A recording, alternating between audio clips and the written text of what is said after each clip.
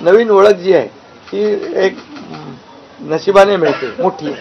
आणि म्हणून मी स्वतः काल आदरणीय प्रधानमंत्री मोदी साहेबांना मी फोन केला होता. मी त्यांना फोन करून सांगितलं की सरकार बनवताना तुम्हाला निर्णय घेताना कुठलं काही असं अडचणीचं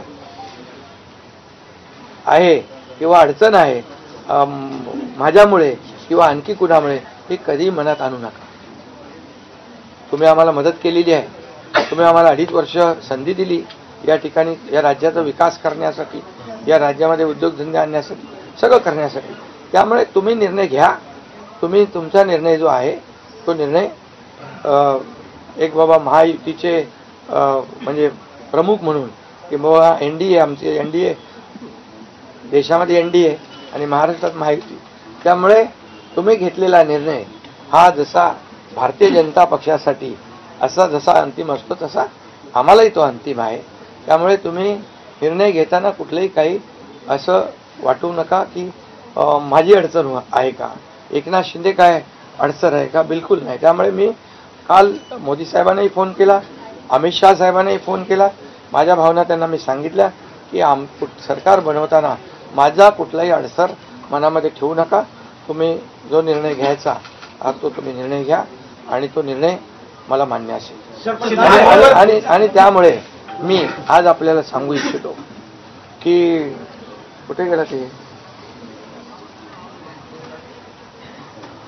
आज आपल्याला मी सांगू इच्छितो एवढं काम आपण केलेलं आहे, एवढं आपण काम केलंय. त्यामुळे काम तर तुमच्या समोर आहे आणि काम करत राहणारा कार्यकर्ता आहे.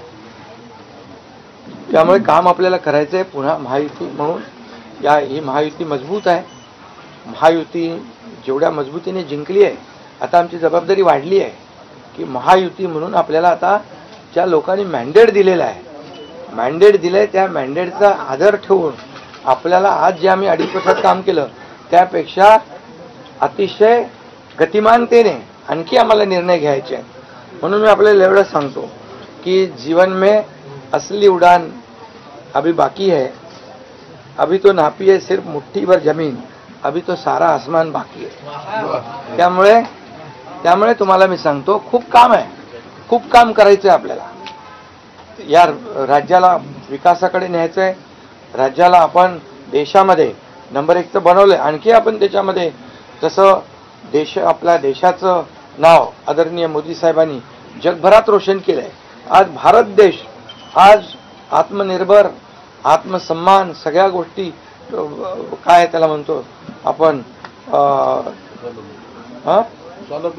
नाही. आणि ज्या पद्धतीने आपले रिलेशन इतर देशांच्या बरोबर डेव्हलप झालेले आहेत ते पाहता याचा फायदा